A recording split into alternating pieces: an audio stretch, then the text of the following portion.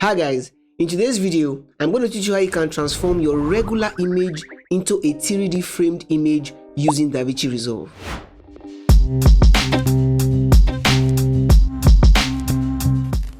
If you want to follow along with this tutorial, you can download all the assets I'm going to be using in this video. The link is going to be in the description. You can also check out the 3D slideshow I created for a client on my Instagram.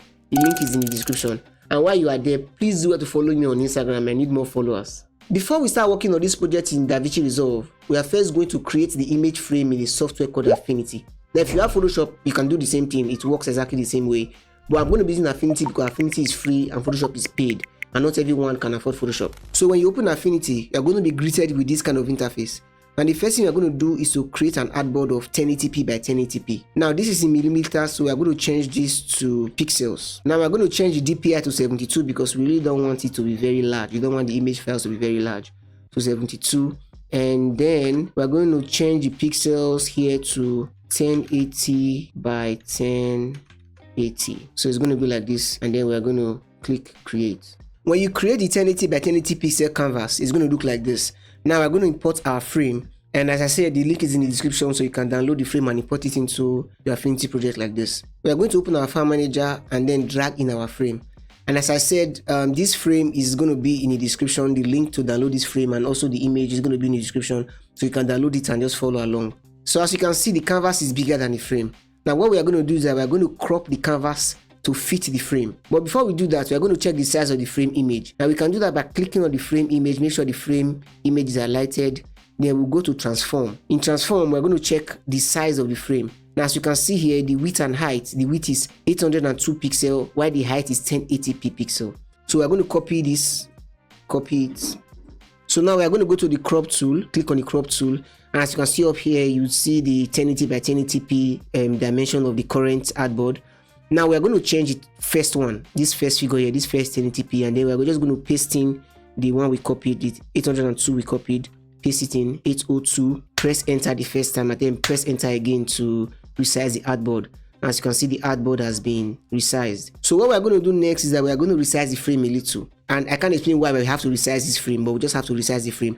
I'm going to do this by just making the frame a little bit bigger than the artboard. So we're going to zoom into the edge of the frame, select the frame, hold down Control so that we can scale proportionally, and just drag the frame out a little. So as you can see, the frame is just a little bit bigger than the artboard. Just something like this is okay. So now we can bring in our image. So we're going to go to our file manager and bring in the image. Now this image is obviously bigger than the frame, so we're going to resize it. Alright, so we'll resize the image a little, and now the image is in front of the frame. So what we're going to do is that we're going to bring the layer, the image layer, behind the frame layer. So now that we've done that, we are going to resize the image. So I'm going to make sure the image is selected here in the layers tab, and then we're just going to drag the image up a little and just resize it to fit the frame. Now something like this is okay. So now we have two layers. We have the frame layer and we have the image layer. Now we're going to export the frame layer and the image layer together. To export in Affinity, you have to click on Shift Ctrl Alt W. Then the export tab is going to come up. We're going to choose PNG because PNG format is actually better for video editing. So we're going to click on PNG and choose the first PNG option here, and then click export. Now we have to give it a name. So I'll just write couple frame here and then click save. So now that we've saved this frame as an image, what we're going to do next is that we are going to turn off this the couple image, leaving the frame, and then we're going to click on the rectangle tool and create a rectangle that fits the size of the entire artwork. So now that we've done that, we're going to move this behind the frame image so we can see the frame image, and then we're going to sample a color from the frame. So with the rectangle layer selected, we're going to click on the eyedropper and just sample a part of this frame, probably the part that is not too dark, maybe the gray area of this frame. So the color of the solid color layer is going to change. Now when we turn off the frame layer, we are going to be left with this solid color layer. We are going to save this as a different PNG image because this is going to serve as the back of the frame. You may not understand, but when we start putting the whole thing together in 3D space, you understand. So we're going to save this, Shift Ctrl Alt W as a PNG, a separate PNG. We are going to name this frame back, and then save.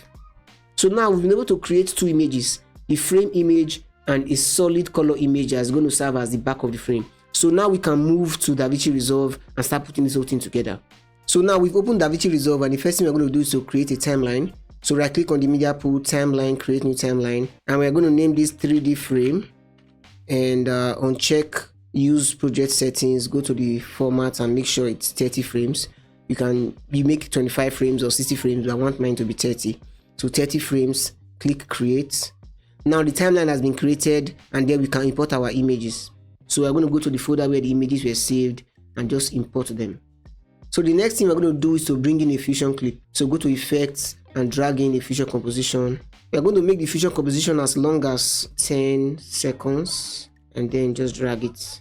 Now we can open the fusion composition by right clicking on it and then open the fusion page. So the first thing we're going to do is to bring in a background node, connect it to the media out, and then bring in an S rectangle node, shift space S rectangle, add. This is an S rectangle node, and then bring in an extrude node, shift space extrude 3D, and now you have the rectangle connected to the extrude 3D. And what we're going to do next is to bring in the frame image, media pool, drag the frame image in. So we're going to connect the frame image we created in Affinity. We're going to connect the frame image to the extrude 3D node. So if we drag the extrude 3D to the first preview here, we can see that the extrude 3D has opened the image in 3D space.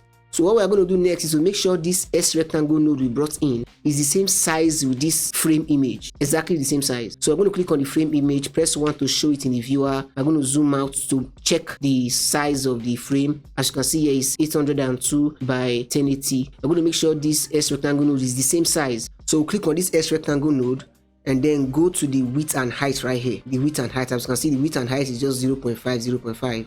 We're going to change this width to 0.802 because the width of the image is 802. So 0.802, and then we're going to change the height to 1.080. That is like 1080p. So 1.080 is same thing as 1080p. So we're going to click on the extrude node and preview it here, and we'll find out that the frame is now the same size. Before, the frame was kind of distorted. So now that we've done that, we're going to extrude. Now as you can see, in 3D space, this image is still very flat. So to extrude this image, we're going to click on the extrude 3D node, and in the inspector here, you'd see extrusion depth.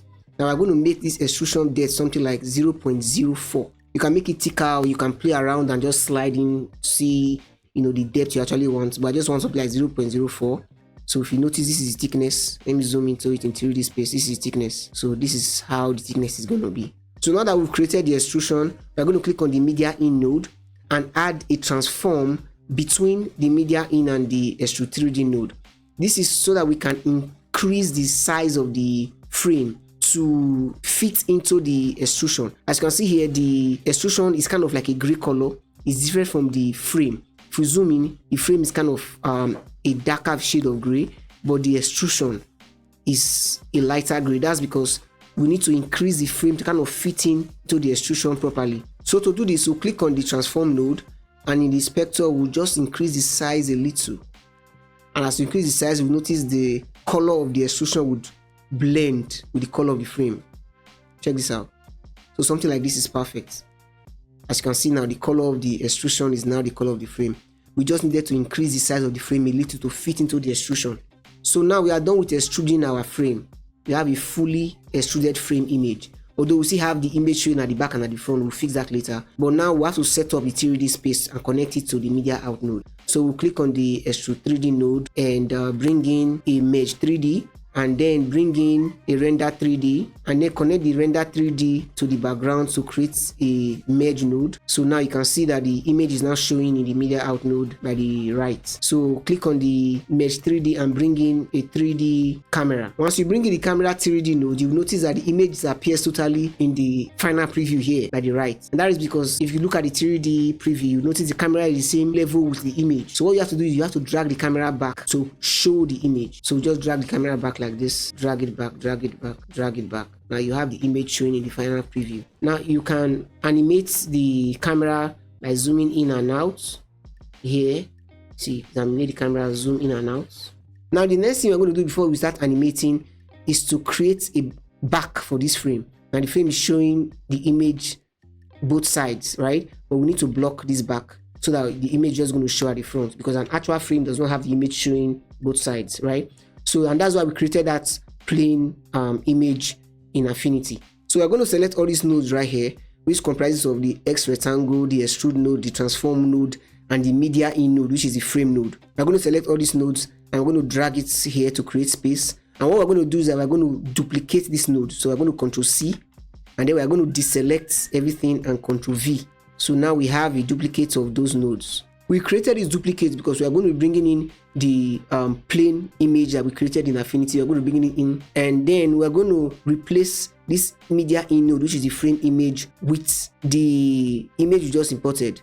This is because we need this solid color image to be in the same position with the frame in 3D space. So we just duplicated the extrusion that has the data of the position of the frame, and then we just replace the frame. So now that we've done this, we're going to bring in a new mesh 3D node, and then we're going to connect this extrude 3D to the mesh 3D, and then connect the second extrude 3D to this mesh 3D. So now this mesh 3D is going to control both the extrude 3D of the frame and the extrude 3D of the solid color image, which is going to be the back of the frame. Now we're going to connect this new mesh to this old mesh, and you notice that here the solid color image is showing, but no problem, we can fix that. Now we're going to display this second mesh in the preview by the left by clicking on the second mesh and clicking 1, and now we can see that here everything is kind of grayed out. The reason why everything is grayed out is because the solid color image is in the same position with the frame. So what we're going to do is that we're going to reduce the extrusion depth of the solid color image, because the extrusion is the same thickness. So we're going to extrude the extrusion depth by clicking on the extrude 3D connected to the solid color image and reduce it to something like 0.02, for example. Now as you can see, the image is already showing. Now if you look at the 3D preview, you notice that the image is now covering the back of the frame and not the front of the frame. We are going to make more adjustments to the extrude 3D node. So with the node still selected, we are going to go to the transform here, and we're going to change this Z offset because we want to move the back cover, the cover of the frame a little, move it backward a little, just offset it a little. So we're going to go to the Z offset here, and we're going to change the figure here to -0.002, just to move it back a little. So as we click it, we'll notice here the frame just moved, the cover just moved back a little. That's what we want. And then we're also going to reduce the size, because as you can see here, the width and height is still the same with the frame. So as you can see, it's kind of moving and glittering.